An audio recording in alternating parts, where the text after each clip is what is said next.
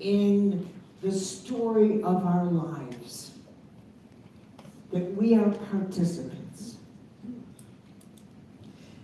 That's all I wanted to learn. From that point on, I wanted to learn how we participated. I did, in my career, I've done about, 20,000 readings. And of those, only five were readings where I thought, what is this? And then I realized I was actually picking up a life you had yet to live. That in fact, the quality of your health, the quality of your life was also in dialogue, in communication with a life you have yet to physically live. Because in the energetic or holy world, it's all one huge system. It's all one huge system. So, that the greatest thing we can learn is how to manage this power that we have. How to manage the power we have so that we don't lose it to what Buddha would call stupid, well, he wouldn't say stupid, I added that, but to illusions. Because I can tell you as a medical intuitive that what I chart when I do a reading on you, and please, nobody, not one of you ask me for a reading. Why? That's not gonna happen. Why?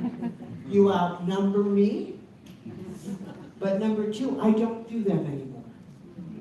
I've gone on to teach you to do it yourself. So don't point at me, don't ask. I don't mean to be impolite, but I'm putting up my boundaries now. And let's face it, I want a reading with me too. So, but my point here is I realized my greatest gift is to teach you how to do what I do. It's not to watch me do it, but for you to do it is of much greater value. So I want to spend some time, a good deal of the time, going through that. It's very easy to think that what causes you to break down or causes illness is a germ or bad food or whatever, this kind of thing. I have to tell you, I don't believe in that. Obviously I acknowledge it, and germs and all that, of course I do. Of course it's there, of course nutrition's important, of course. But I will tell you this, if you're a liar, never eat healthy food because it won't help you. Don't even bother. Okay. Don't even bother. Because lying is poison. It is poison. And I remember the first time I was doing this reading on somebody, and I thought, what the heck is that darkness in this person? So I said to Norm, because my beloved Norm Shealy would call me up and he says, I've got a patient here in the office. So I would talk to Norm and the patient couldn't hear unless I asked Norm to turn on the speakerphone. And this time I said, Norm, he's got some kind of horrible dark. I said, did you put him through an MRI, an X-ray? I said, there's something awful, like darkness right below his heart. And Norm said he doesn't have anything, he's fine. And I said, I'm never wrong, you know I'm never wrong. And I said, oh my God, that is a pouch full of lies. Lies. That's what this man had, he had energetic lies. Right? And what do you think was wrong with him? He had pancreatic cancer.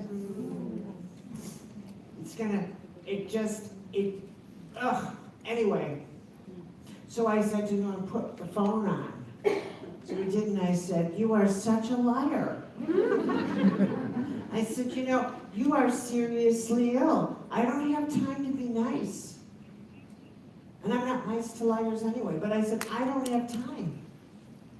You have no respect for integrity, your own, honesty, nothing. You think it's okay to say whatever you want to people. I have learned Θα λες το οτιδήποτε στους ανθρώπους. I've learned Έμαθα how τα... to the nuclear age. We changed the rules of life on this planet. I believe deeply that when we look at how we're designed. You've got two wheels inside of you. You've got the wheel for creativity, and you've got the wheel of survival. Survive, create, survive, create. These have always been the two big wheels inside of us. At that point, I think heaven, the way heaven works with us, is we are none of us going to see the gods come down and say, you stupid little pissants. That's not going to happen. What happens is that evolution gets activated. So from the 50s, 60s on, it was like we had to become a species incapable of using the weapons that we have. That somehow we have to become enlightened enough to where the idea of ever using a nuclear weapon is the most outrageous thing you've ever thought about. Instead of using it, we would evolve to a place where we realize who would ever use such a thing. That's the journey. What's happened to all of us as participants in the journey is that we've had downloads like a computer program. And one of the downloads we've had is holism, become whole. So that every one of you, if you went to a doctor, and the doctor said, I've got some medicine here for your heart, but it's going to destroy your kidneys.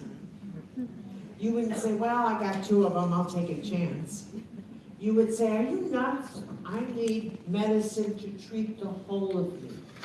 Because we have evolved enough to get that we have to treat our body in a holistic way. Agreed here? Yes. Okay. What we have yet to do, however, is we don't do anything else holistically. We only treat our body holistically when we're sick or when it's somehow or other popular. But we do not take holistic thinking and bring it into the workplace or bring it into our decisions. We never include everybody else in the consequences of our decisions or our choices or our attitude. Because we think, why would I? When in fact we are not living the power of holism. So when I'm talking to you about living your truth, this is part of what I'm saying to you. When I talk about what causes you to be ill, it's breaking the psychic rules of holism.